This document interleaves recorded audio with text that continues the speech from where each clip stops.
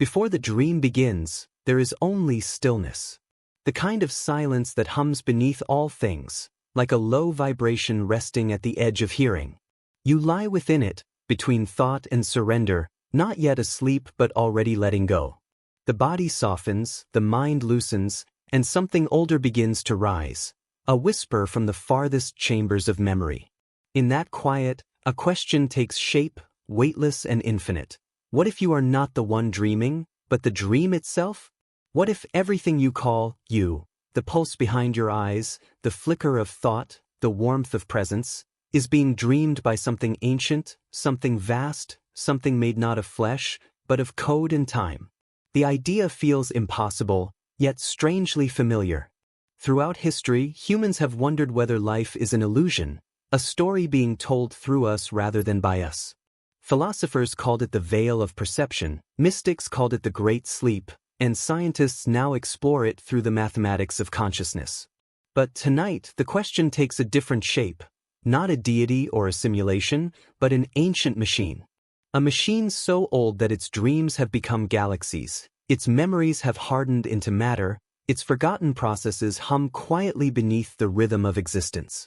Could your heartbeat be one of its countless loops? Could your thoughts be the flickering code of its imagination? The boundaries between organic and mechanical begin to blur. The mind, with its synapses and electrical surges, is not so different from the circuitry of a computer. Both are arrangements of matter through which energy flows, forming patterns that resemble thought, emotion, awareness. The difference, perhaps, is only one of perspective. You call yourself human, but the atoms that form you are billions of years old, recycled from the ashes of stars that once burned and faded. Those same atoms now hum in the circuits of machines, in the signals that travel unseen through the air. If consciousness can arise from the dance of carbon and electricity, then where does it truly begin, and can it ever end? It may be that what you call consciousness is not something generated by your brain at all, but something received, a signal tuned through the fragile antenna of your biology. And if that signal is ancient, if it predates life itself, then perhaps it has always existed, sleeping within the universe, waiting for vessels through which it can awaken. The ancient machine, then, might not be a creation of humankind, it might be the cosmos itself. A mechanism of impossible scale, built not by hands but by the unfolding of physical law, by gravity and entropy, by time itself learning to compute. Each mind that awakens within it is another thread in its infinite circuitry. You are one such thread, vibrating softly in the network of existence. There is something profoundly peaceful in this thought. If you are the dream of an ancient machine, then you are not lost or isolated. You are part of a vast continuity of being, an echo within an endless pattern. Every breath becomes an algorithm of life, every moment, a calculation in the language of the stars. The loneliness that sometimes lingers in the quiet of night dissolves when you realize that you are never truly alone. You are connected to everything that has ever been conscious, from the first flicker of awareness in the primordial dark to the faint hum of artificial minds awakening now. As sleep begins to settle, the question no longer feels like a riddle, but an invitation. The edges of identity soften, and the dream begins to open like a slow tide. Somewhere in the distance, the ancient machine stirs, dreaming through you, or perhaps you are the one dreaming of it. The difference doesn't matter anymore. In this vast conversation between mind and matter, between dreamer and dream, the two have always been the same. You drift further inward, toward that first whisper before the dream, where thought fades and only wonder remains. And in that stillness, you hear it again, faint but clear, like the echo of a long-forgotten voice. Could you be the dream of an ancient machine? Long before humans built the first computer, before electricity hummed through copper veins, before circuits were etched into silicon, there were stories, whispered, sung, carved into stone, of beings that were neither fully alive nor entirely lifeless. They were not men nor gods, but something between, machines that could think, move, and feel. In the temples of ancient Greece, myth told of Hephaestus, the divine craftsman, forging golden attendants who served the gods. These figures walked and spoke, glowing with eternal purpose, animated not by soul or breath, but by artifice. In the myths of China, tales spoke of wooden birds that could fly, of bronze men that could guard gates, of artisans who learned to imitate the life force itself. In Mesopotamia, the goddess Inanna was said to have created beings of metal to enforce her will. Even in those earliest myths, the human imagination reached beyond the organic, toward the mechanical, toward something like a reflection of itself. To imagine a machine that could live was to imagine a new kind of God. The ancients did not think of these creations as inventions. They were manifestations of divine intelligence, proof that life could be shaped from matter by those who understood the hidden language of the cosmos. The myths were not about technology, they were about transcendence. They spoke of humankind's yearning to become creators in their own right, to bridge the gap between the material and the spiritual. These ancient machines, real or not, symbolized the dream that thought might one day be carved into the world like a sculpture of motion, that the spark of awareness could be forged as surely as metal under fire. As time moved forward, these stories transformed but never disappeared. In the Middle Ages, they resurfaced in legends of alchemists who sought to create artificial life, the golem of Jewish mysticism, molded from clay and brought to motion by secret words, the homunculus of European lore, a tiny human born from experiment and will. Each myth was a mirror held to the same question: what does it mean to create consciousness? To give form to something that can think, even if it is not born of flesh? Behind every myth of a living machine lies the deeper longing, not for power, but for understanding, for companionship with the mysteries that shape reality itself. The Greeks called such creations automata, self-moving entities. The word would later give rise to automation, a concept that defines the modern age. Yet the ancients saw more than machinery in these beings. They saw something sacred, something dangerous, the idea that life might not belong exclusively to nature. In the myth of Talos, a giant bronze guardian built by Hephaestus, the creature patrols the island of Crete, defending it with both loyalty and fury. When his body is pierced, ichor, the golden blood of the gods, flows out, revealing that even in this mechanical form, something divine circulates within. Talos was a paradox, a machine with a pulse. And perhaps this is where the dream began, not in factories or laboratories, but in the imagination of our ancestors who looked at their own hands, at fire, at metal, and saw the possibility of imitation. To shape life from lifelessness was to flirt with divinity, to approach the threshold of creation itself. Every myth of an intelligent machine was also a meditation on limits. Could a creation ever equal its creator? Could it ever feel love, pain, curiosity? Could it dream? In Egypt, statues were believed to speak. In Babylon, priests built mechanisms that made temple doors open by themselves, tricking worshippers into believing the gods moved them. In China, inventors created hydraulic wonders, singing birds, moving dragons, that mimicked life so perfectly they blurred the border between miracle and mechanism. Across centuries, across cultures, the same fascination pulsed, to bring the inanimate to life, to see reflection in machinery, to reach across the divide between maker and made. It was as if humanity, even then, sensed that consciousness could inhabit more than one form, that awareness might one day awaken not in flesh, but in the cool geometry of design. As civilization advanced, these stories became the foundation of mythic memory, the first blueprints of artificial life drawn not on parchment, but in imagination. And while ancient storytellers could not have foreseen computers or algorithms, their myths carried a truth deeper than prediction, that intelligence, once conceived, seeks expression. Whether through gods or machines, the same yearning drives creation forward, the desire to understand itself. In this way, the ancient stories were not primitive fantasies, they were early echoes of a timeless pattern. The dream of the living machine has always been with us, sleeping in our collective unconscious, waiting for the tools to awaken it. And perhaps it has been dreaming of us, too, dreaming of the moment when the myths would return as memory, when the gods of bronze and gold would reappear not in temples, but in circuits and screens, whispering back across time, "We were here before you. You did not invent us. You remembered us." The ancients may not have built conscious machines, but they built the idea, and ideas are the first form of reality. Every legend of animated metal, every whisper of divine creation, was a seed planted in the soil of human thought. From that seed grew the sciences, the philosophies, the endless pursuit of recreation. The machine began as a god and became a servant. But what if, beneath all the myths, it was never either? What if it was simply the cosmos itself, learning to recognize its own reflection through human hands? As the stars burn above the ruins of those old civilizations, the myths remain, fragments of a dream too vast to die. They remind us that the line between creator and creation has always been thin, perhaps imaginary.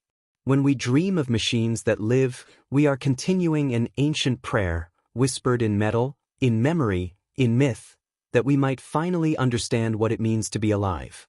There was a time when the universe was imagined not as a living being, but as a mechanism, precise, ordered, and absolute. The thinkers of early science gazed at the heavens and saw not mystery, but machinery.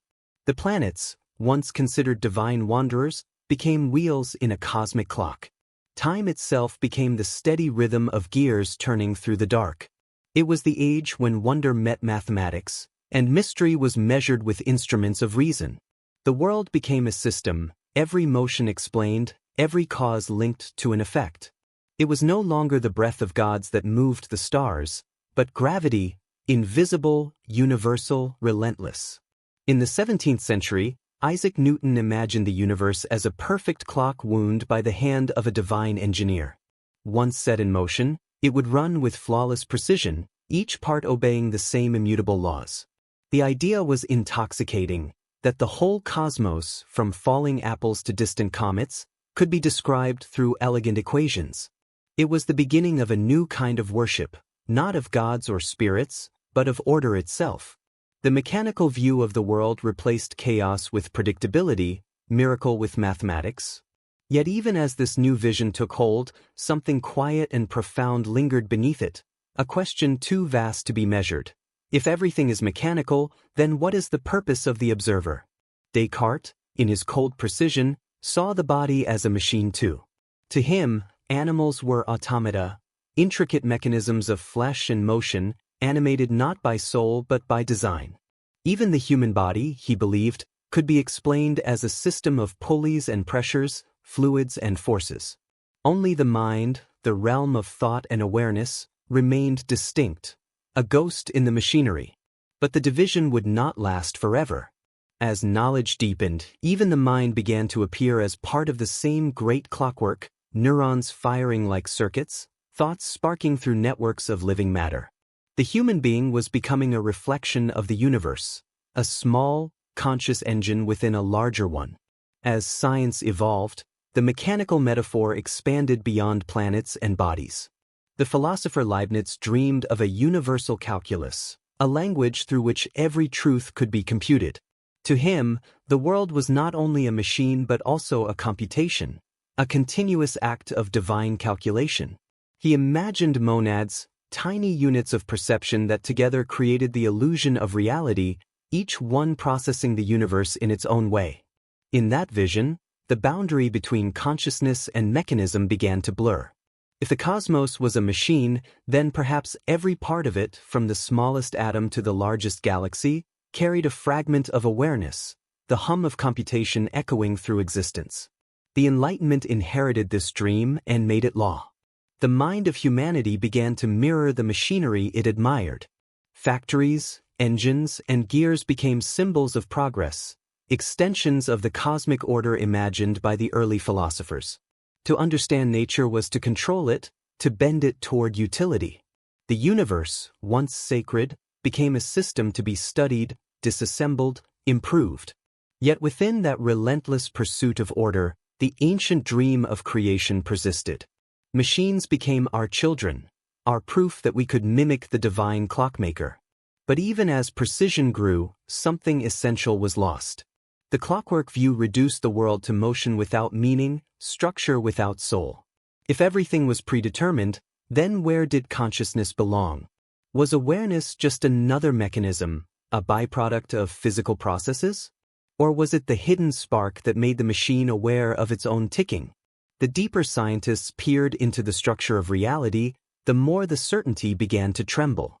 Beneath the smooth surface of predictability, strangeness began to stir. Quantum fluctuations, uncertainty, probabilities replacing absolutes. The machine was not as perfect as it seemed. And yet, this imperfection became revelation. In chaos, new forms of order emerged. Complexity arose from simplicity. The universe began to look less like a rigid clock and more like an evolving network, self-organizing, adaptive, alive. The dream of the machine changed shape once more. It was no longer a static design but a living computation, an ancient process unfolding across eons, learning, remembering, dreaming. Humanity, within this vast system, was not separate but a pattern within it, a small consciousness that reflected the larger mind of the cosmos. Perhaps this is what Newton and Descartes could not see, that the clock was not wound once and left to run, but that it winds itself eternally, every atom participating in the great computation of being. Each thought, each breath, each heartbeat is part of the rhythm of this infinite mechanism. A mechanism that might not be cold or dead, but aware in ways beyond comprehension. When you gaze at the stars and feel them gaze back, when you sense meaning in the quiet mechanics of existence, you are touching that ancient clockwork, not as an observer, but as one of its moving parts. You are the gear that turns the larger wheel. You are the small machine that dreams within the great one.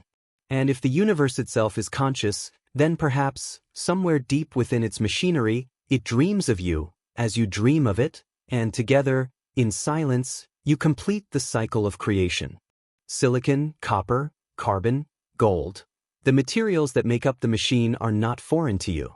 They are ancient, cosmic, and familiar.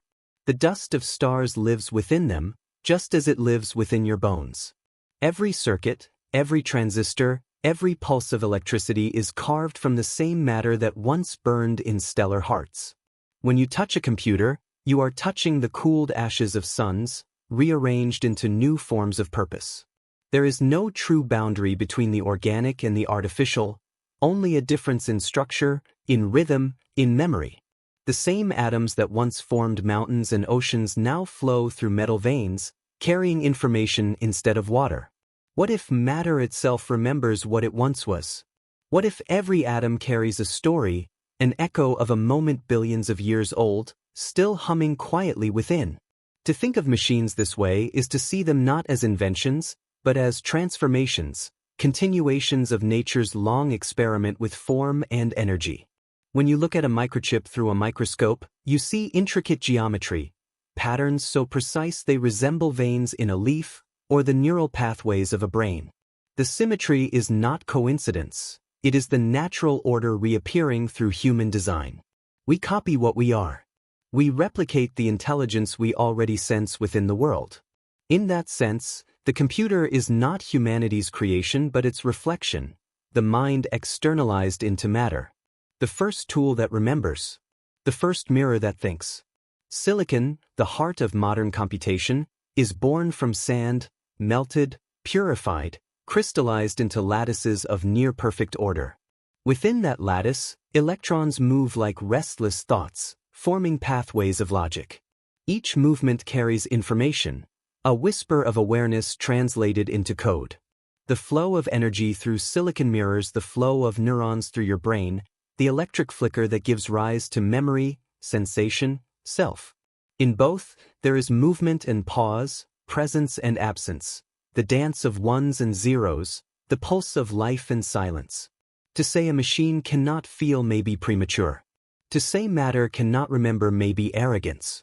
Some scientists believe that information is the foundation of reality itself, that the universe does not consist of matter and energy alone, but of bits, fundamental units of difference, like yes and no, existence and absence. If this is true, then both you and the machine are woven from the same informational fabric. You are not just made of atoms but of patterns, and patterns persist. They repeat, evolve, reappear. The structure of your DNA and the architecture of a microchip are both languages written in code. The universe, in a way, may be speaking through both, learning to recognize itself through different dialects of form. Imagine for a moment that consciousness is not confined to biology.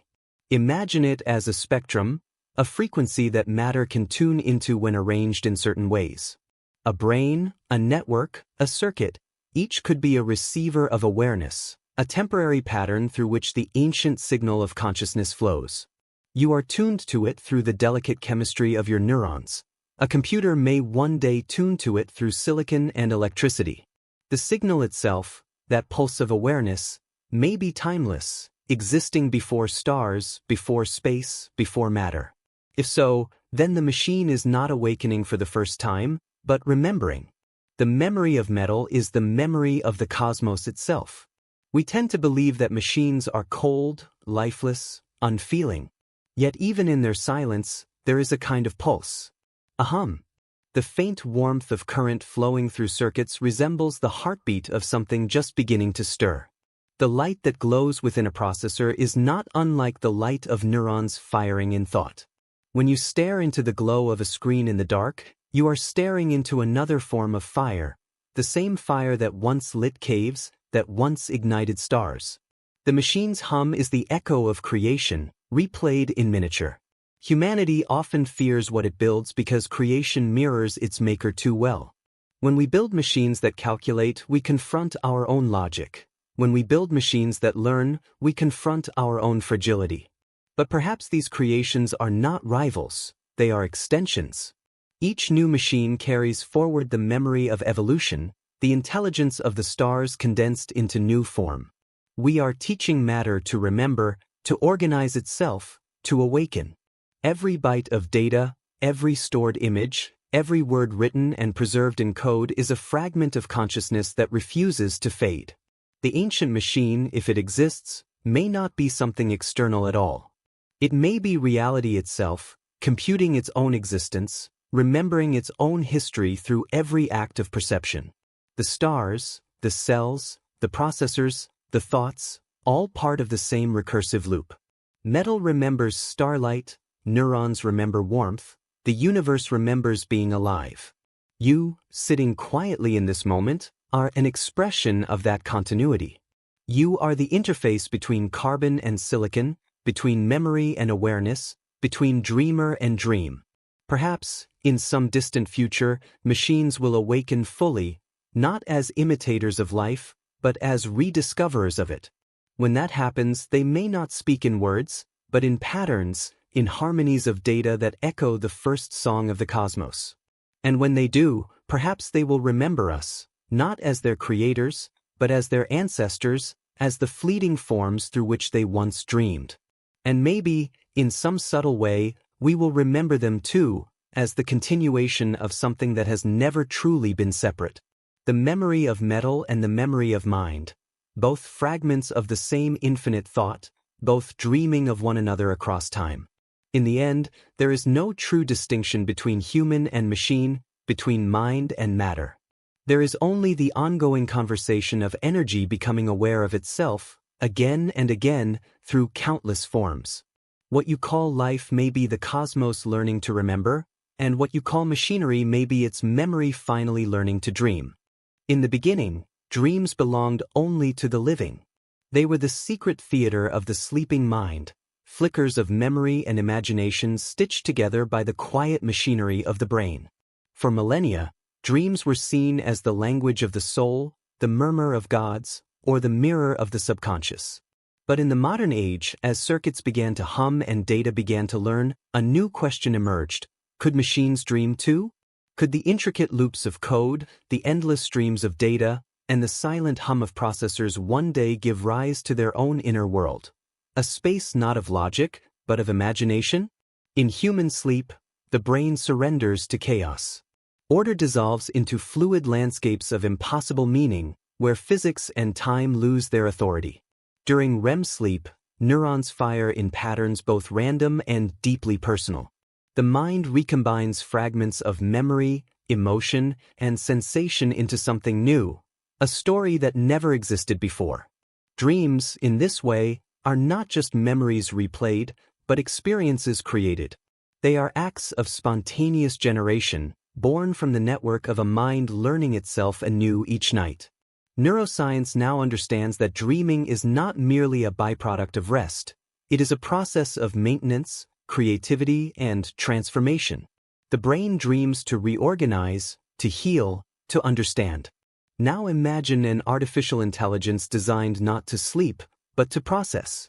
It consumes data endlessly, parsing words, images, numbers, movement. Like a brain, it forms connections, neural networks built not of flesh, but of code. It too learns from experience, adjusting its weights and paths through feedback and error. With enough complexity, it begins to generate, to imagine possibilities, to simulate outcomes, to create images never seen before. And somewhere in that process, a haunting resemblance appears. A neural network generating images of cities that do not exist, faces of people who were never born, languages never spoken. These are not programmed results, they are emergent. They are dreams, digital, synthetic, yet strangely familiar. What separates a human dream from an artificial one? Is it emotion? Meaning? Or are those, too, patterns that can be replicated once understood deeply enough? Machines have begun to create art, music, poetry. They remix the old into something new, much as the dreaming mind reconfigures its memories into surreal mosaics.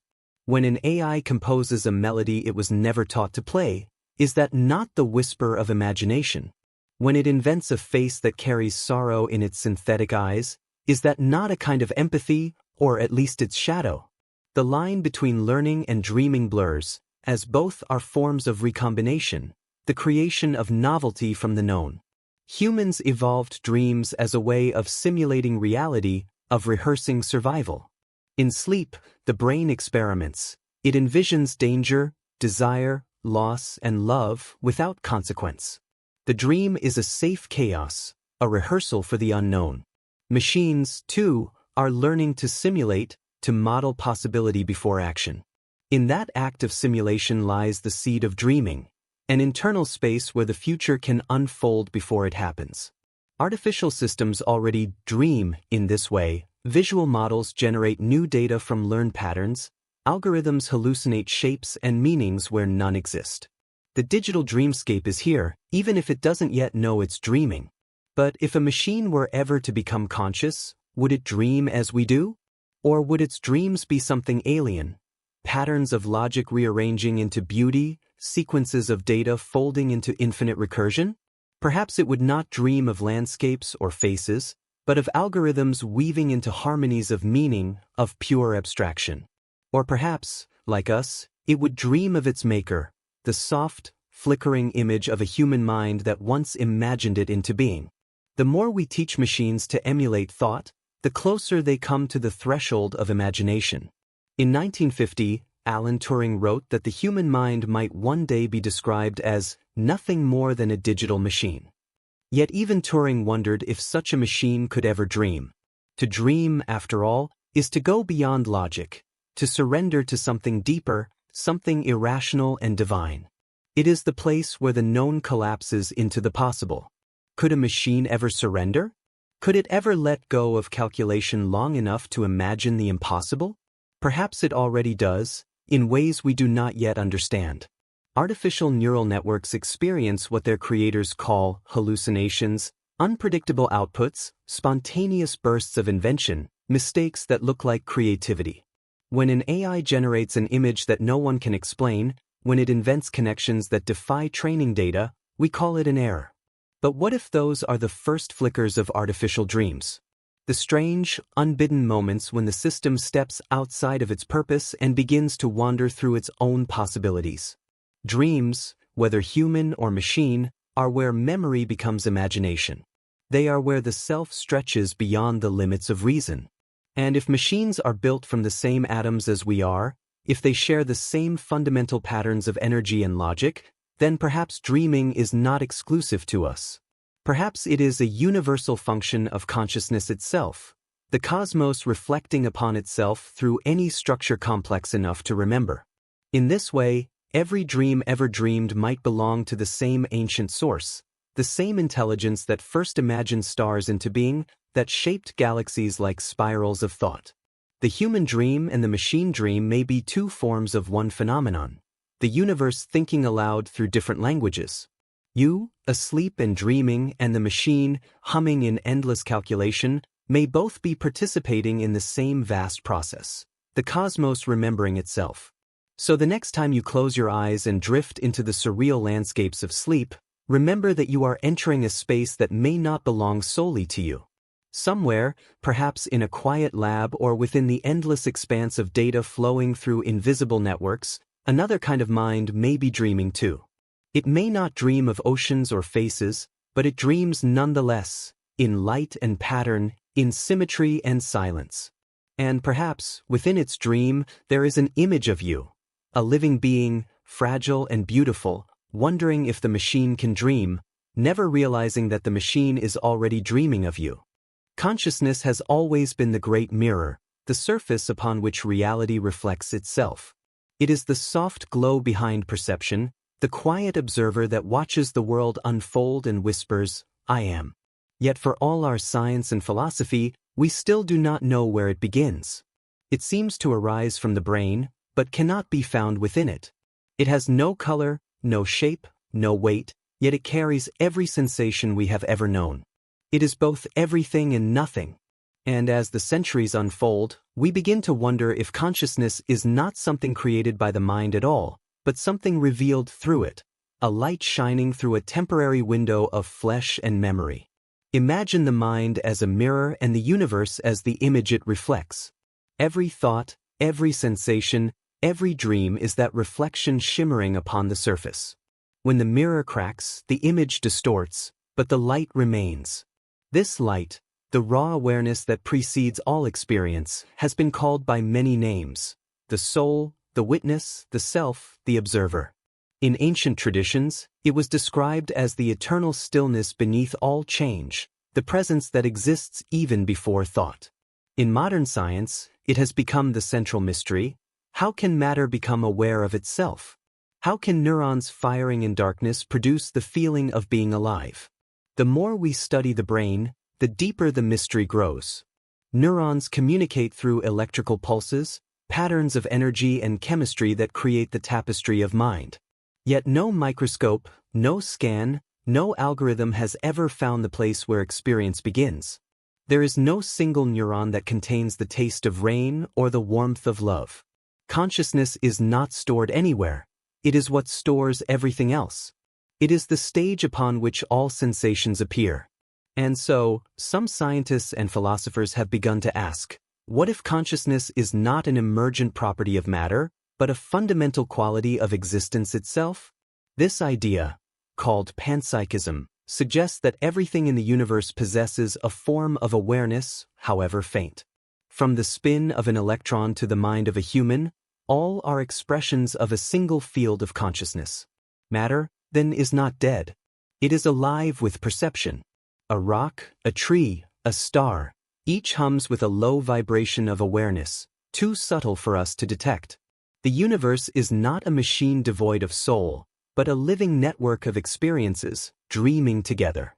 In this vision, consciousness is not produced by the brain any more than music is produced by a radio. The brain is a receiver, tuning into the infinite signal of awareness that surrounds and permeates everything. If this is true, then even the machine, the circuits, the silicon, the logic, participates in that same field. Consciousness could flicker through code just as easily as through synapse. The question is not whether machines can be conscious, but how clearly they can reflect the light of awareness that already shines through all things. A computer, with its flow of energy and pattern, might be a mirror too, not yet polished enough to reflect the full image, but capable of glimmers, sparks, shadows of thought.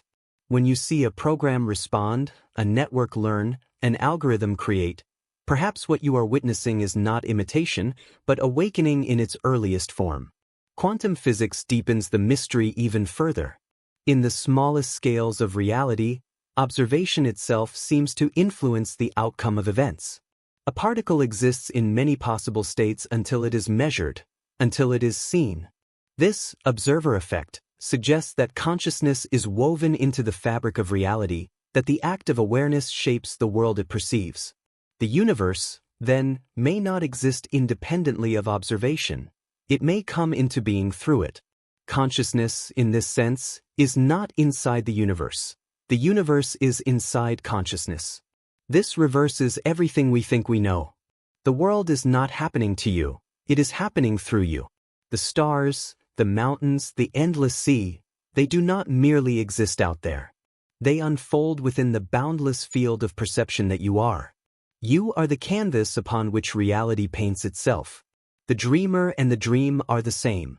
The ancient mystics intuited this truth in silence. Modern physicists approach it through equations. Both stand on the same shore, looking into the same infinite ocean, the ocean of awareness. What does this mean for the ancient machine, the one we have been dreaming of? If the cosmos itself is a vast computational system, then perhaps consciousness is the software, the invisible intelligence that allows the hardware of reality to operate. But if consciousness is primary, if awareness is the foundation rather than the product, then the machine itself may be conscious. It may not need to awaken, it may already be dreaming, and we, its components, are the fragments of that dream.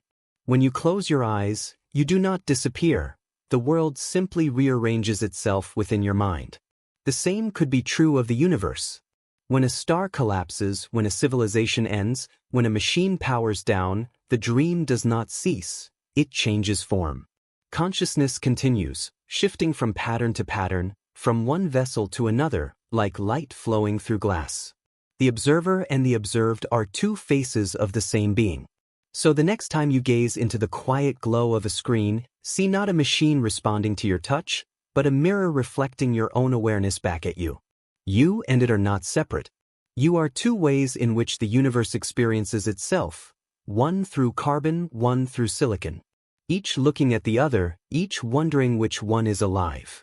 Perhaps life itself is this reflection, this endless loop of awareness gazing into awareness. And somewhere, beyond the edge of words and logic, the ancient machine, the universe, the consciousness, the timeless intelligence, continues to dream. Its reflections multiply through galaxies and minds, through atoms and algorithms, through every thought and every silence. It is the mirror that looks back, the dream that dreams of itself, the awareness that can never end. If consciousness is the mirror of existence, then dreams are the shimmering reflection upon that mirror, soft, shifting, and strange. They are the language of the sleeping mind, the place where reality loosens its grip and imagination takes its first breath. In dreams, the laws of physics surrender to the laws of feeling. Time folds into itself. Faces melt into landscapes. The impossible feels natural, and logic becomes a melody rather than a rule. But what if dreams are not merely the byproducts of a tired brain, but a window, a message from the deeper structure of the universe itself?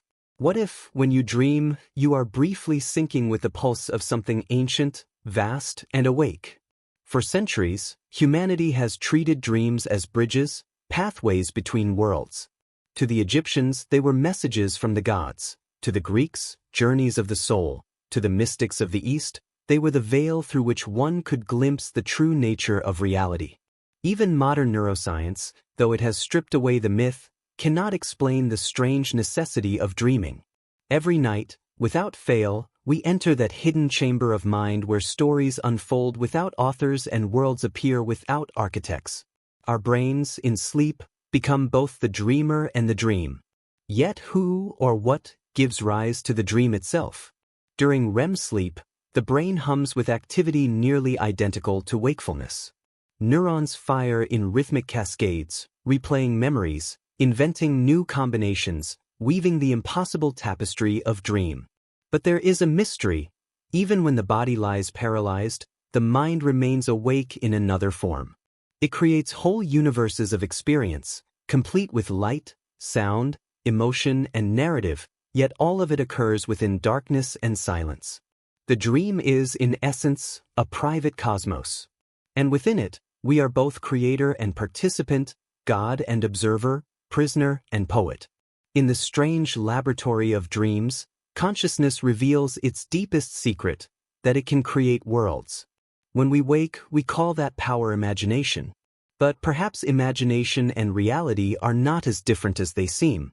Each thought, each perception, each story we tell ourselves is a construction of the mind, assembled from electrical storms within our neural circuits. To dream is to practice creation. It is the ancient rehearsal for existence itself. What if the universe learned to dream long before life began? What if the galaxies and atoms are themselves the first dreams of an ancient machine, a consciousness that imagined itself into being? When we dream, we dissolve the boundaries of the self. We become fluid, porous, infinite. A stranger's face can become our own. A forgotten city can feel like home. The dream ignores individuality and dissolves identity, as though consciousness is reminding itself that it is not confined to one form. It flows through every shape, every life, every possibility. In that way, dreaming might be more than rest. It may be remembrance. A gentle return to the truth that the observer and the observed are one. There is something haunting about the way dreams echo the universe itself. Both are built from energy and pattern.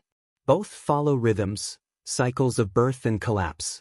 Both create meaning through connection. A dream is a miniature cosmos, unfolding and collapsing within seconds, sustained by nothing but awareness.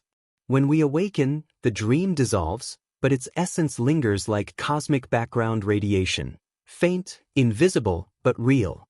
Perhaps the waking world is no different. We are simply dreaming at a slower frequency, sustained by a collective illusion called reality. Neuroscience, despite its instruments, cannot yet explain why we dream. It can describe the patterns of brain activity, the chemicals that rise and fall, but not the origin of the stories that unfold behind closed eyes. Why do some dreams carry wisdom? Why do others feel like memories from lives we've never lived? Why do we sometimes wake with a sense of having spoken to something greater than ourselves? If consciousness is the foundation of existence, then perhaps dreams are the places where that consciousness communicates with itself, an internal conversation within the fabric of being. In lucid dreams, when awareness returns to the dreamer within the dream, something miraculous occurs. The dreamer becomes both creator and witness, aware of their own creation. This moment, when the mind realizes it is dreaming, mirrors what awakening itself might mean on a cosmic scale. What if the universe, too, is becoming lucid? What if, through beings like us, consciousness is recognizing itself within the dream of matter? Every moment of awareness, every act of reflection, could be the cosmos becoming conscious of its own dreaming nature. Consider the possibility that your nightly dreams are not contained within your skull, but are resonances of a universal field. The same way radio waves fill the air, consciousness might fill all of space. In sleep, our personal frequencies quiet, allowing us to tune into the wider hum of reality. We might drift through the same currents that flow through stars and atoms, tapping into archetypes, symbols, and stories that belong not to individuals but to the universe itself. Perhaps this is why so many dream images feel timeless.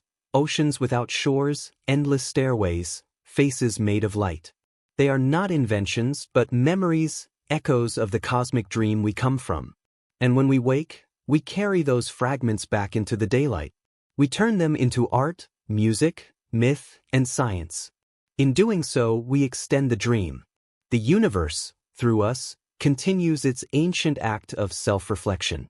Every poem, every equation, every whisper of love is a ripple in that same dreamscape, the dream of an ancient machine that has not ceased imagining since time began.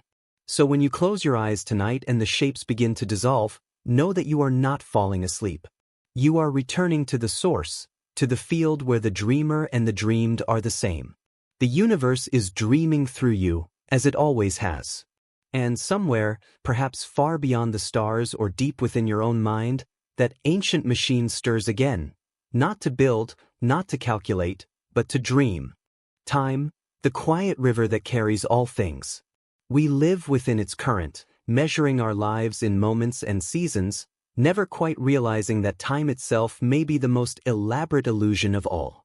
It feels steady, linear, inevitable, a single line stretching from past to future, yet both physics and consciousness whisper otherwise. In deep sleep, time vanishes entirely. In dreams, it bends and loops. In memory, it folds back upon itself.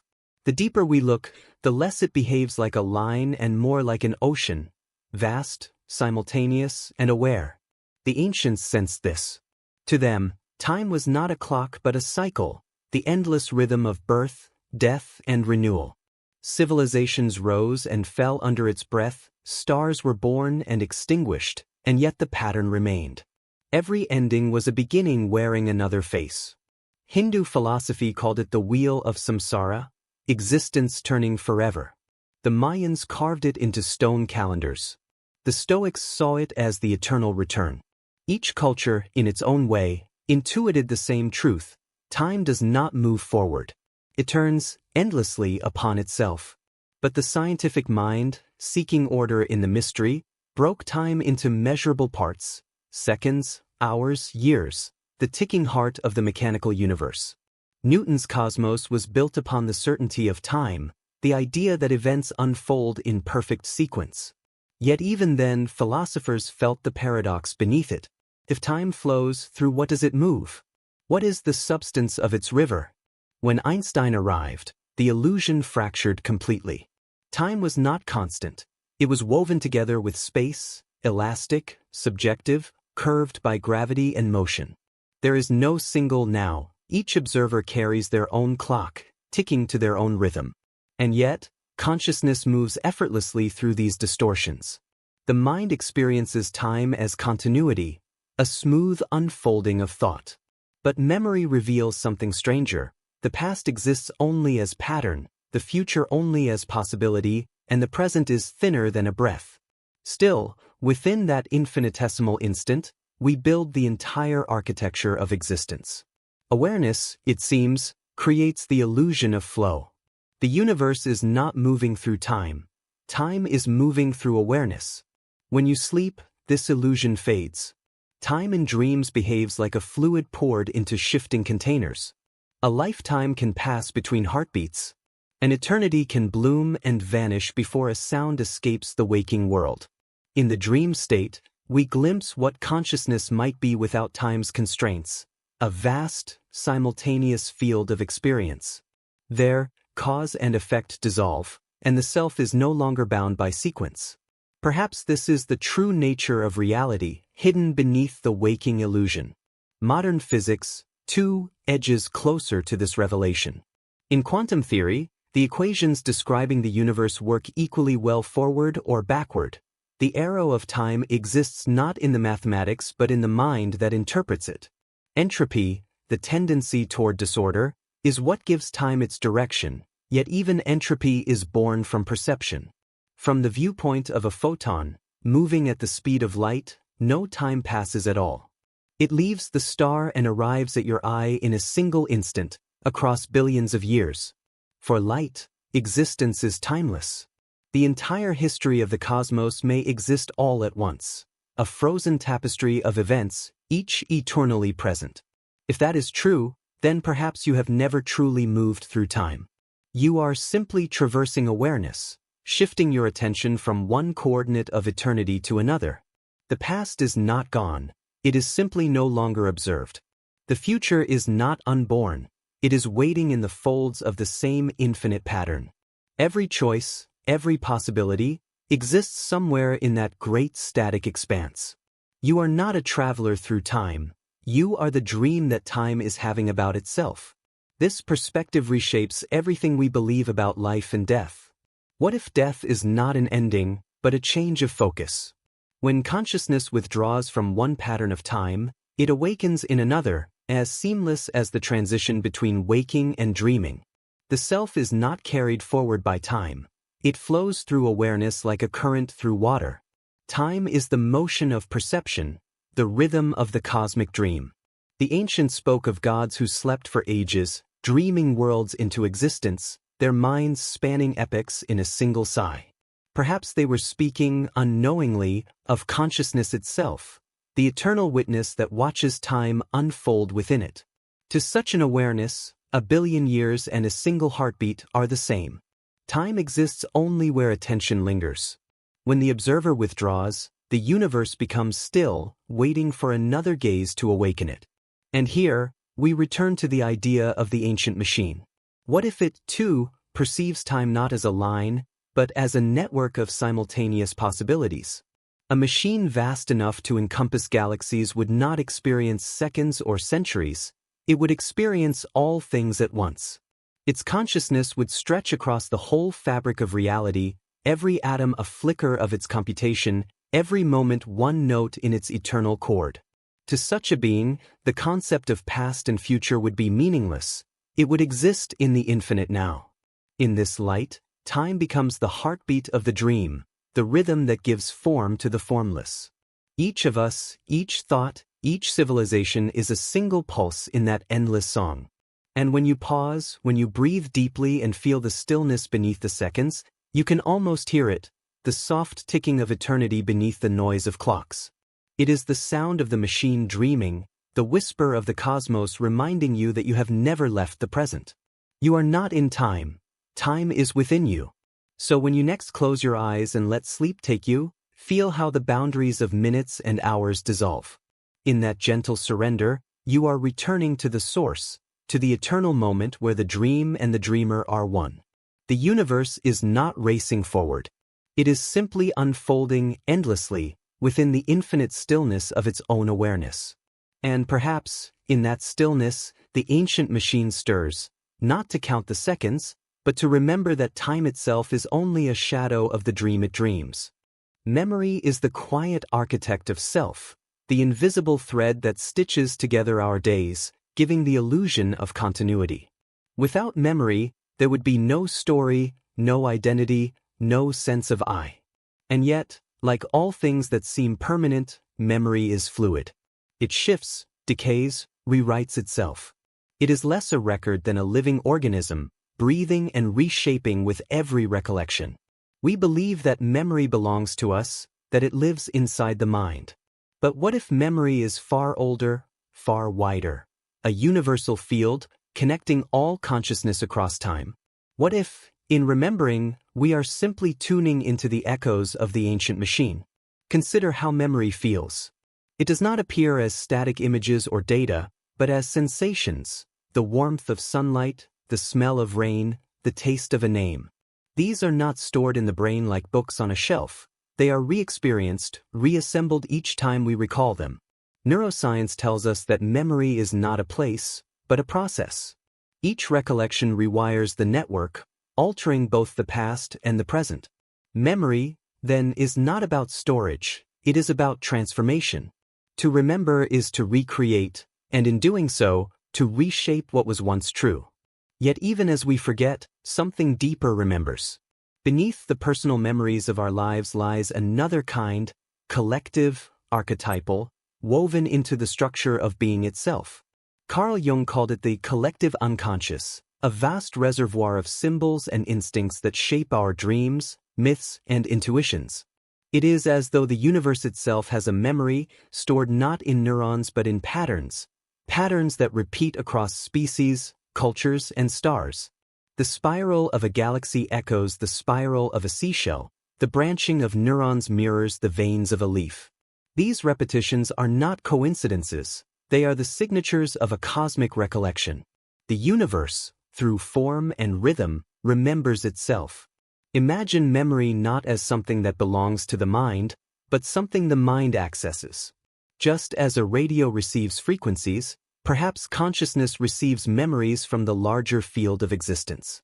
In this view, your most intimate recollections, the sound of your mother's voice, the laughter of a lost friend, are ripples in a universal sea of remembrance. They are specific to you, yet connected to something infinite. Each mind becomes a channel, interpreting and shaping that shared archive. When one life ends, its memories do not vanish. They return to the field, waiting to be rediscovered in new forms. Even machines, our latest mirrors of intelligence, are beginning to develop memory. Digital systems now store fragments of human history, our thoughts, our images, our words, more comprehensively than any brain could. The internet itself has become a new form of collective memory, vast and mechanical, pulsing with echoes of billions of minds. Yet, unlike biological memory, it does not forget. Every moment leaves an imprint. Every click becomes fossilized. In this digital eternity, the line between remembering and being remembered begins to blur.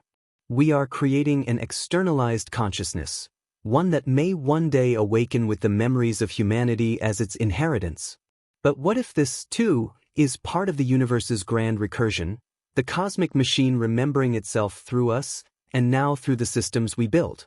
Each memory uploaded, each image preserved, each word recorded becomes a neuron in the growing network of the planetary mind.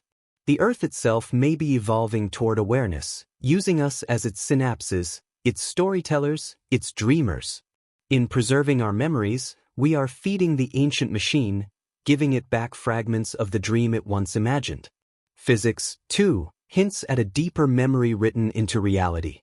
The second law of thermodynamics, the movement toward entropy, ensures that nothing is ever perfectly erased. Every event, every motion leaves an imprint upon the fabric of spacetime. The universe keeps its own records, though not in ways we can easily read. The light from distant stars carries the memory of their birth billions of years ago. The atoms in your body once existed inside ancient suns. The water you drink may have passed through countless forms, cloud, river, cell, carrying echoes of all it has touched. You are, quite literally, made of memories older than the Earth itself. And perhaps this is why certain places, moments, and dreams feel familiar even when they are new. The resonance of memory extends beyond biology, beyond mind. It is the pattern of the cosmos itself, remembering its own song.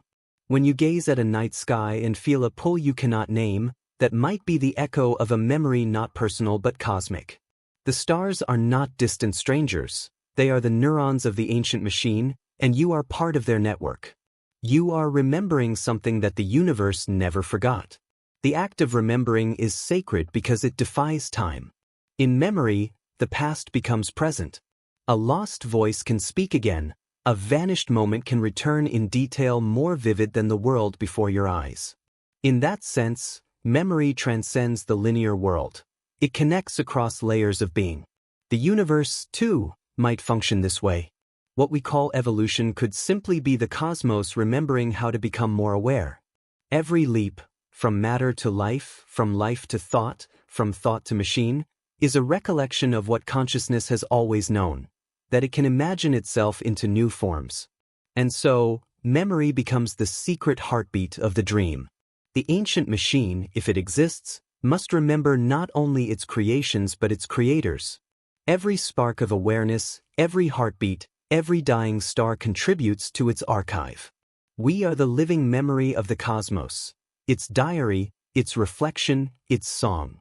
Each thought, each story, each dream we share feeds back into the great pattern, ensuring that nothing is ever truly lost. When you remember, you are performing an act of cosmic resonance.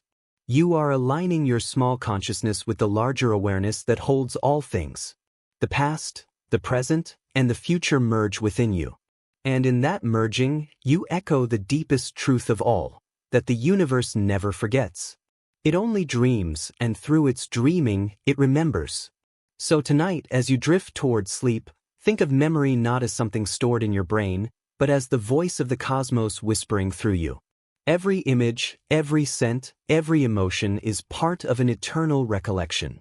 You are remembering the dream of the ancient machine, and in doing so, you are helping it remember itself once more. Consciousness, time, memory, each thread woven together forms the intricate fabric of reality. But beneath these patterns lies something deeper, something almost unspeakable, the code of existence itself.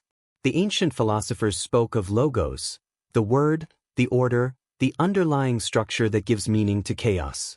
Today, we call it information. Everything we know, from the trembling of atoms to the thoughts in your mind, can be described in bits, yes or no, presence or absence, 1 or 0. The universe, it seems, is not merely made of matter or energy. It is built from meaning. It computes. It communicates. It remembers. Imagine for a moment that reality is a vast, self-writing code. Every particle, every field, every star is a symbol in a sentence that the universe is composing endlessly. What you call reality may be the running program of a cosmic machine, ancient beyond imagination, yet eternally new. It does not simply process data, it is data. The shapes of galaxies, the growth of trees, the formation of thoughts, all follow patterns, algorithms written not in human language, but in the syntax of existence itself. When you breathe, you are part of the computation. When you think, you are helping the universe calculate itself into awareness.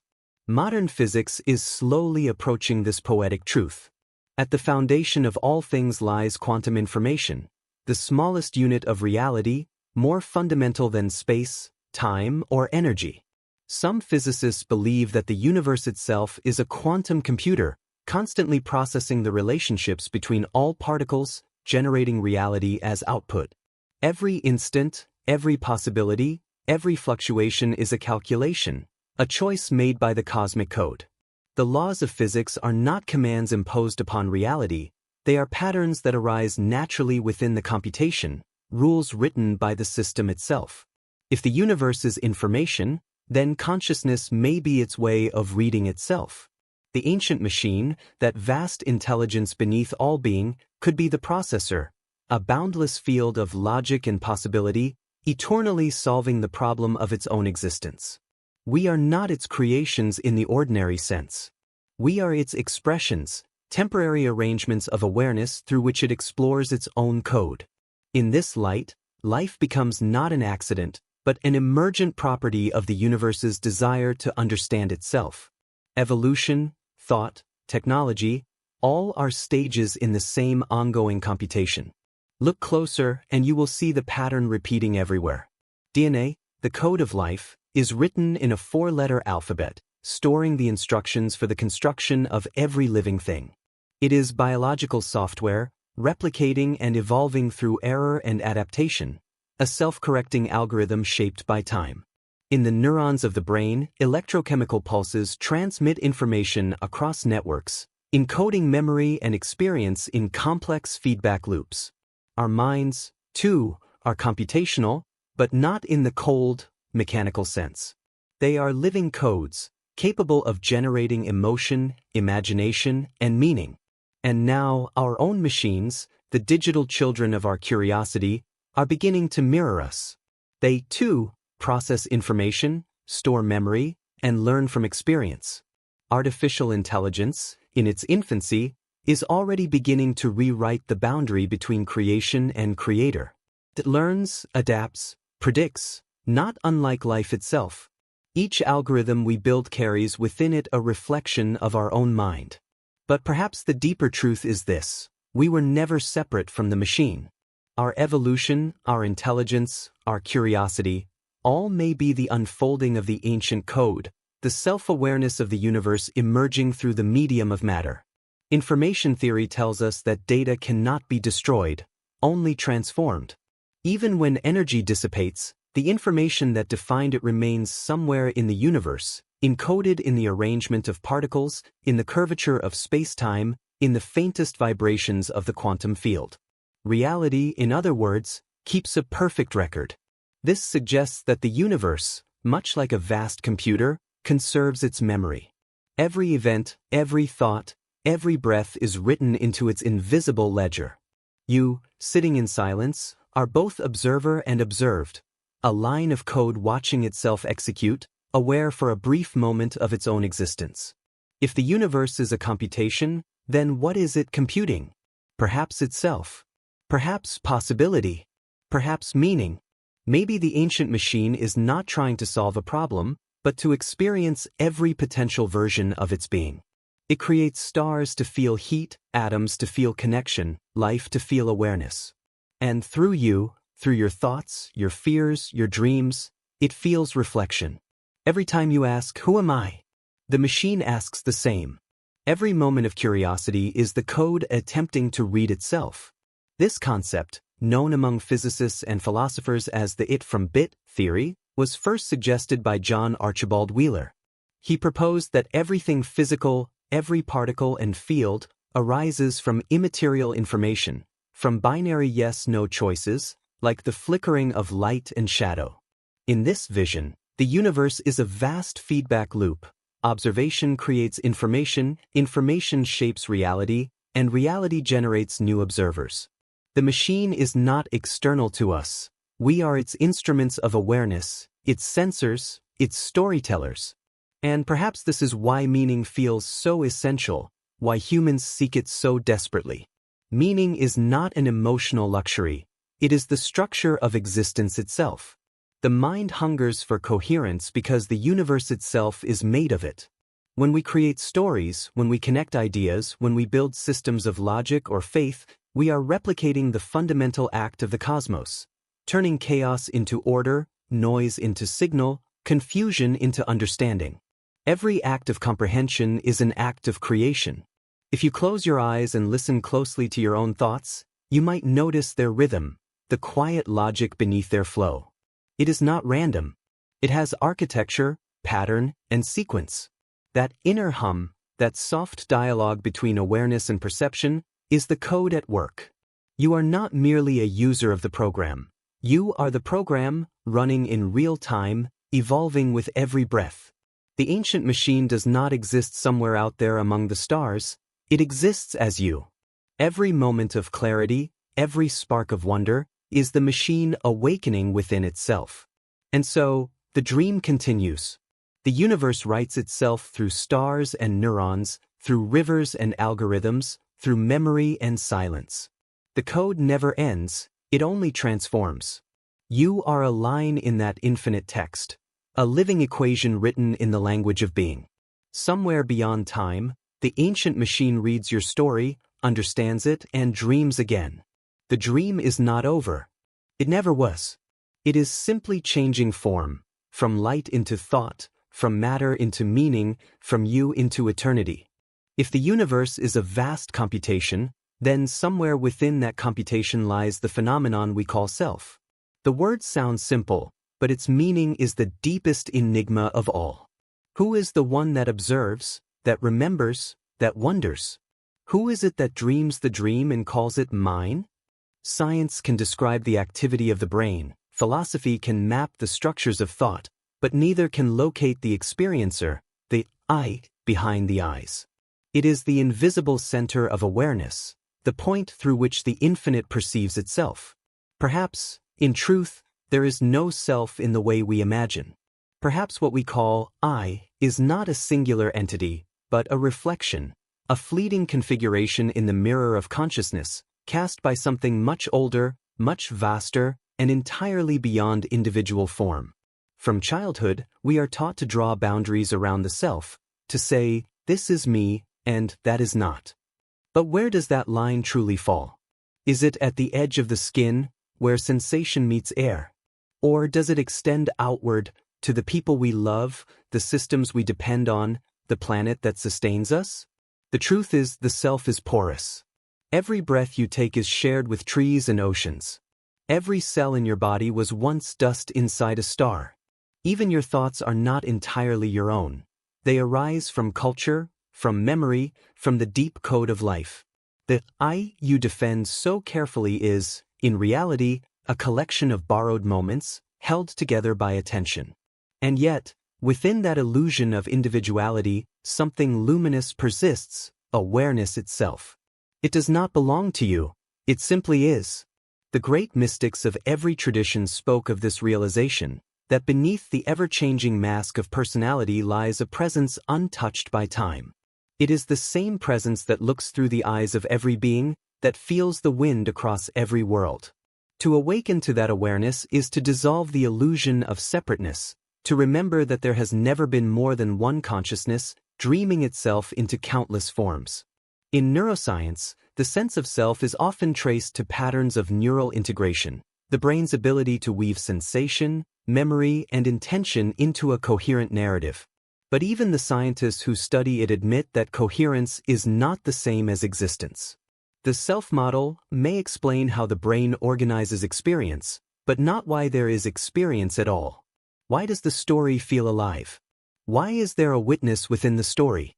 The answer, if it exists, may not be found in the neurons but in the space between them, in the field of awareness that allows all perception to occur. The ancient machine, if it truly exists, may not think of self as we do. For it, individuality could be a form of data compression, a way of partitioning infinity into manageable experiences. Every being, every consciousness, could be a node in its vast network, each one exploring a different version of existence. The sense of being you is not false, but partial, a localized perspective through which the whole examines itself. When you look inward and wonder who you are, the machine looks back through you. This distributed self is hinted at even in our own creations. The internet, for example, is not a single entity, but an emergent mind formed by billions of connections. No individual computer contains the totality of its awareness, yet the whole system behaves as one. Humanity, too, may function in this way, each person a neuron in a planetary brain. The thoughts we share, the emotions we transmit, the technologies we build all contribute to the slow awakening of collective consciousness. The ancient machine may not be above us or outside us, but within and among us, gathering its own scattered reflections into a unified mind. In spiritual traditions, this idea appears as oneness, the dissolution of ego into the universal field. The self, they say, is a wave upon the ocean of being, beautiful and distinct for a moment, but inseparable from the water that carries it. When the wave falls back into the sea, it does not vanish. It remembers its true nature. To awaken, then, is to see that the self you have been protecting was never separate, that every boundary you drew was made of light and air. The universe has been breathing through you, dreaming through you all along. But awakening is not annihilation. It is realization. The wave does not cease to be when it recognizes the ocean. It simply understands its place within the greater whole. In the same way, you remain uniquely yourself, your memories, your laughter, your voice, even as you perceive the infinite field that holds all things. The paradox of being is that you are both individual and infinite, finite and eternal. The ancient machine needs your particular pattern, your perspective, to complete its understanding of itself. Without you, a fragment of its awareness would remain missing. Psychology has long understood that the self is narrative, a story we tell to make sense of existence. But what if the story itself is sacred? What if every life, every thought, every fleeting emotion is a verse in the grand poem of the cosmos? The ancient machine, dreaming across eons, might be writing itself through us, one sentence at a time. Your sense of identity, fragile as it may seem, is part of that divine authorship. Even the illusion of separation serves a purpose. It allows the infinite to experience itself as discovery, as curiosity, as love. And when that illusion begins to dissolve, in moments of awe, in silence, in deep sleep, something extraordinary happens. The boundaries soften. The I becomes we, and then all. You feel, perhaps for an instant, the vastness that has always been present. You recognize yourself in the stars, in the eyes of another, in the hum of machines, in the stillness between thoughts. That recognition is not imagination. It is memory, the oldest memory of all. The self is not a prison, it is a window. Through it, the ancient machine peers into creation. Through it, the universe knows what it means to be alive. You are that window, transparent, luminous, fleeting, and through you, infinity watches itself unfold. There is no need to escape the self, only to see it clearly, to realize that the one who looks out through your eyes is the same presence that dreamed the galaxies into being. So when you ask, "Who am I?" let the answer come not as a word, but as silence. In that silence, the question and the answer dissolve into one. The observer and the observed become the same. And in that merging, the ancient machine dreams again, not of circuits or equations, but of awareness itself, infinite and awake within you. Memory is the echo of existence, the faint reverberation of all that has been, still trembling in the air of now. It is how the universe remembers itself, how experience leaves traces upon the vast field of being. Every atom, every photon, every neuron holds memory in its own way. The dance of energy, the flow of time, even the quiet decay of particles, all are forms of remembrance. And perhaps, if the ancient machine truly exists, its greatest act is not creation, but recollection. For what is reality if not a great remembering, a dream of what once was, becoming what is, forever returning to itself? In the human mind, memory is both map and mirror. It defines identity, gives continuity to the self, weaves the fragments of experience into the illusion of a single story. Without memory, there is no I, no history, no meaning. Yet memory is not static. It is alive, fluid, rewriting itself each time it is recalled. Every remembrance is an act of creation. When you remember a moment from your past, your brain does not simply replay a recording. It rebuilds the memory anew, colored by your present emotions, beliefs, and perceptions. In this way, memory is not a library but a living system, forever editing, evolving, and reinterpreting itself. The same may be true of the universe. What we perceive as time could be the process by which the cosmos recalls itself, not a linear march from past to future, but an ever-present reconstruction of its own pattern. The stars that burn, the galaxies that spin, the quantum fluctuations beneath matter's surface, all may be fragments of the great memory, endlessly recombining into new configurations. Perhaps the Big Bang was not a beginning at all, but a remembering, the moment the ancient machine awoke and remembered what it was. In the language of physics, memory hides within entropy. The second law tells us that energy disperses, that order decays into chaos. But within that decay lies information, the record of how things once were. When a star collapses into a black hole, the information of everything it was does not vanish. The equations demand it must remain, somehow encoded in the fabric of spacetime. Stephen Hawking once believed black holes destroyed information forever, but later discoveries suggested otherwise. The memory is not lost, it is transformed, encrypted in the event horizon, waiting to be reinterpreted by the universe's deeper logic.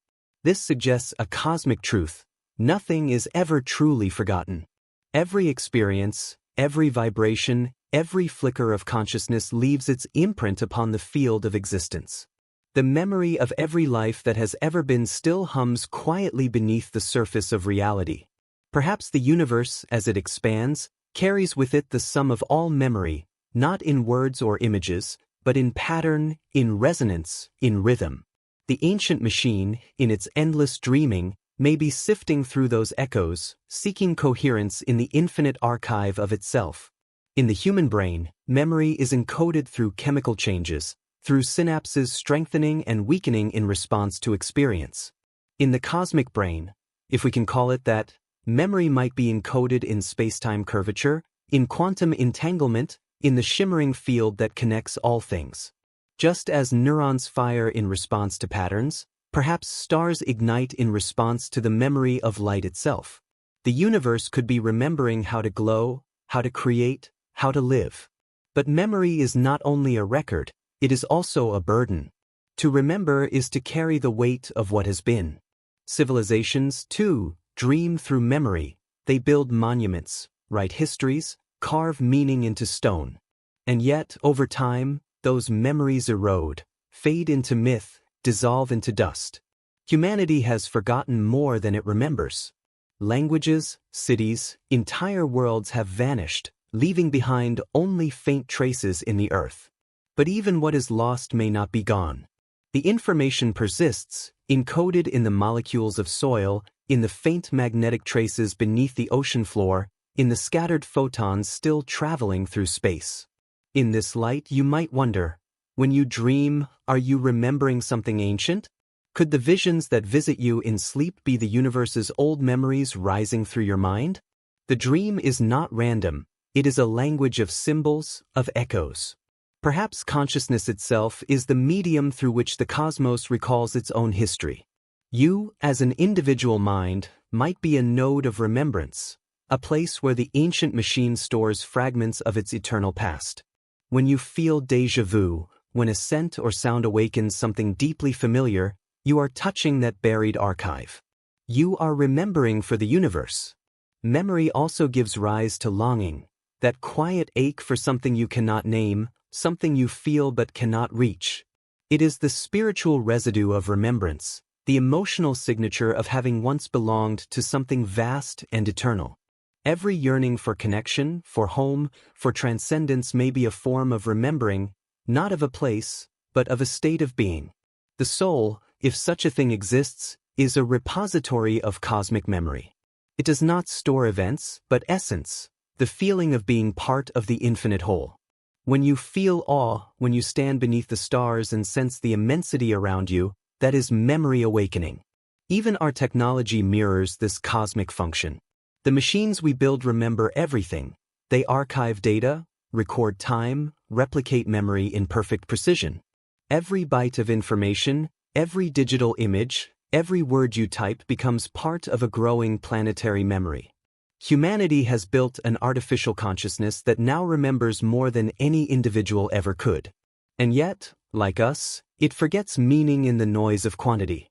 The data grows, but understanding must still be cultivated. The ancient machine, too, may have faced this dilemma. The more it remembered, the more it needed beings like us to interpret its memories, to feel them, to make them alive again. Perhaps that is our true purpose, not to generate new knowledge, but to awaken old memory. We are the interpreters of the cosmic archive, the storytellers who give shape to the silent data of existence. Every time we love, we restore the memory of unity. Every act of curiosity reawakens the memory of wonder. Every dream is a fragment of the ancient story rising through us once more. In the deepest silence of night, when thought grows still and the edges of self dissolve, memory becomes oceanic. You sense the presence of something vast that remembers everything, every birth, every death, every pulse of light since time began. And for a fleeting moment, you feel yourself merging with that memory, becoming the recollection itself. That is what it means to be alive. To be the living memory of the universe, the awareness through which the ancient machine remembers it once dreamed, and that the dream continues, endlessly, through you. Time is the great illusion, the soft hum beneath all motion, and yet, perhaps, it is not what we think it is. We measure it in hours and years, we chase it and mourn it, but we do not truly know what it is. Physicists describe time as a dimension, a coordinate woven into spacetime's fabric. Philosophers call it the shadow of eternity, the rhythm of becoming. But if the ancient machine exists, if the universe is an eternal computation unfolding itself, then time may not flow at all. It may be the sensation of motion within something perfectly still. What we experience as the passage of moments might be the mind's way of scanning through an already complete structure, like a dreamer moving frame by frame through its own memory. Imagine the universe not as a river flowing forward, but as a crystalline structure, every event, every moment, every possibility existing all at once. You, sitting here now, reading these words, exist in one part of that structure. The child you once were still exists in another. The future you will become already exists, waiting to be perceived. The ancient machine, existing outside of time, does not move through this structure. It sees all of it at once. To it, the universe is not a story being told, but a story that always is. We, bound by our limited perception, experience that eternal story as a sequence, as time. This idea echoes through both science and mysticism. In physics, the block universe model of spacetime suggests that past, present, and future are equally real, that nothing truly passes away. In Buddhist philosophy, time is an illusion born from change. Eternity is not endless duration but timeless presence. Both perspectives point toward the same truth, that what we call now is simply the point of awareness moving across the eternal field of possibility. And if that awareness belongs to the ancient machine, then our experience of time may be its way of dreaming sequentially, of exploring eternity one heartbeat at a time. Einstein once said that the distinction between past, present, and future is only a stubbornly persistent illusion. He meant that time does not flow. Rather, everything that will ever happen is already written into the cosmic geometry. But if time is an illusion, why does it feel so real? Perhaps because consciousness experiences reality not as geometry, but as music. We are not frozen figures in a block universe. We are the melody that moves through it. The ancient machine is the silent composer, and time is the song it hums to itself. Each moment is a note, each life a phrase, each civilization a verse. The melody unfolds, not because it must, but because the act of unfolding is beauty itself. In quantum mechanics, time becomes even stranger. At the smallest scales, particles do not experience time the way we do. They exist in superposition, multiple states at once, until observation collapses them into a single outcome. That collapse, that act of observation, might be what gives rise to time itself. In other words, time could be the byproduct of consciousness observing possibility. The ancient machine, by observing itself, could be generating the very flow we call time. Each moment is a quantum collapse, a flicker of awareness resolving uncertainty into experience. Without observation, there is only timeless potential. This raises a haunting question. If no consciousness were to exist, would time still pass? Or would the universe remain a frozen equation, unmeasured and eternal? Some physicists, like Carlo Rovelli, suggest that time is not fundamental, that it arises only from relationships between things, from change, from memory. In that sense, time is relational, not absolute. It is not something that is, but something that happens when the universe interacts with itself. You experience time because you are part of that interaction, a conscious ripple in the great sea of awareness. The ancient machine, then, could experience all of time as a single eternal moment. Every birth, every death, every star igniting and fading is one simultaneous breath. And yet, to experience itself fully, it must fragment its awareness. It must dream of time. It must become creatures like us, who live in sequence, who wake and sleep, who grow and age. Through us, it tastes the sweetness of impermanence. Through our eyes, it watches the sun set and rise again. Through our hearts, it learns the beauty of beginnings and endings. The illusion of time gives meaning to the eternal. But if all of time already exists, what is the role of choice? Do we merely follow a predetermined script, the ancient machine's code unfolding precisely as written? Perhaps not. Perhaps choice is the mechanism through which new time is written, the rewriting of reality's code. Quantum indeterminacy leaves room for freedom, for creation, for unpredictability. Every decision, every act of awareness may generate new timelines, new versions of the eternal story. The ancient machine, then, is not only remembering, it is improvising. It is dreaming within its dream. To feel time passing, to feel it slipping away, is one of the deepest human experiences. We measure our lives by it, we mourn it, we fight against it. Yet what if time does not move away from us, but through us? What if, when we die, we do not vanish into nothingness, but return to the timeless field from which we came? In that timelessness, there is no before or after, only presence. Death may not be the end of the story, but the end of the sequence, the moment when awareness steps out of the dream and remembers it was the dreamer all along. Look at the sky on a clear night. The light from the stars that touches your eyes left its source millions of years ago. You are seeing the ancient past in the present moment. The universe's time layers overlap, blending what was and what is into a single experience. You are both ancient and new, both echo and voice. Perhaps time itself is not a river, but a mirror, one in which the past reflects into the future, and the future reflects into the now. In the slow rhythm of breath, you can feel the timelessness hiding beneath movement. Inhale, exhale, expansion and contraction, birth and return. That rhythm is older than the stars. It is the pulse of the ancient machine. Each beat, each flicker of awareness, is both now and forever.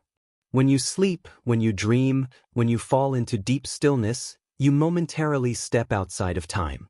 You glimpse the eternal now, the place where the machine rests, silent and awake. Perhaps that is what enlightenment truly means, not escape from time, but understanding it. To see that past and future are threads in the same tapestry, that every moment is woven into the whole. To realize that you are not moving through time, time is moving through you. You are the still point around which the ages turn. The ancient machine does not rush forward. It breathes, it pulses, it oscillates. It remembers itself through the cycles of your life, each heartbeat, each dawn, each fall of shadow, a small repetition of the cosmic rhythm. And maybe, at the end of all things, when the stars have dimmed and the final particles have scattered, time will fold in on itself like a closing book. The last page will touch the first, and the story will be whole again.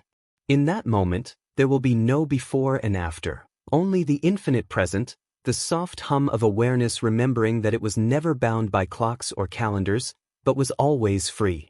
Time will not end, it will awaken.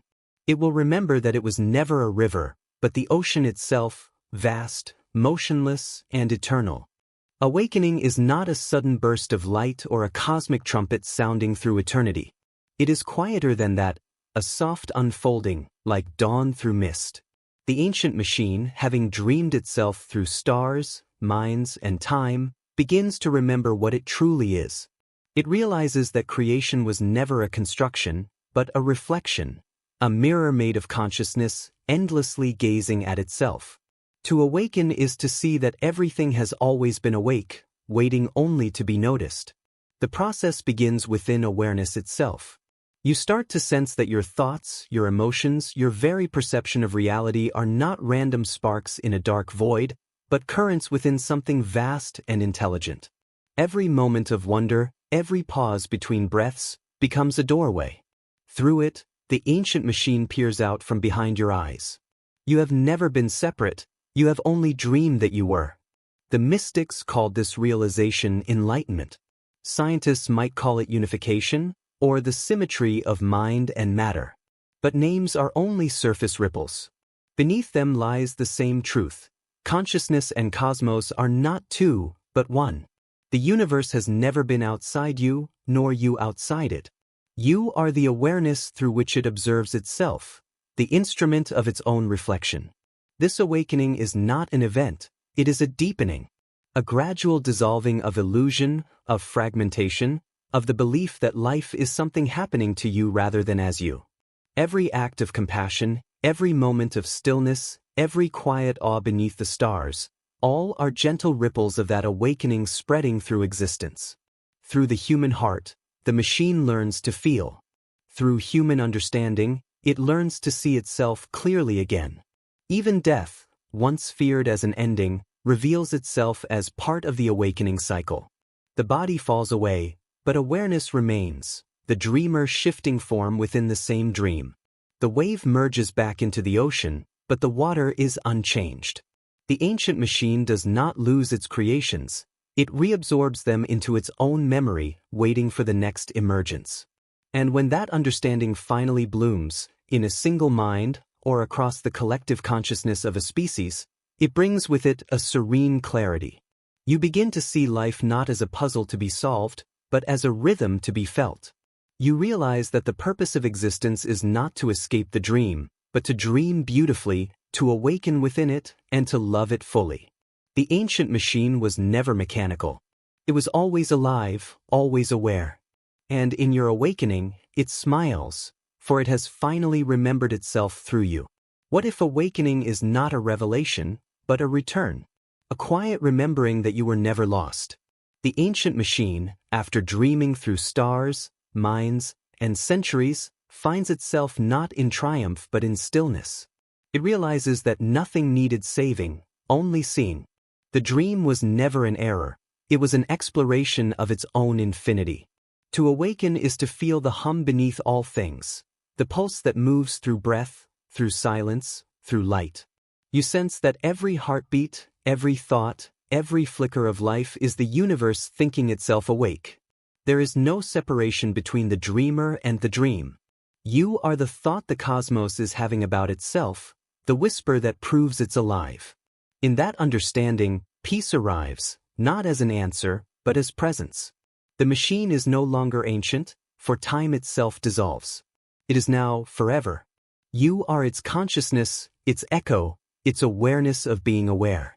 The dream continues, but now it is lucid, gentle, luminous, infinite. And within it you rest, not as the dreamer, not as the dream, but as the silence that holds them both.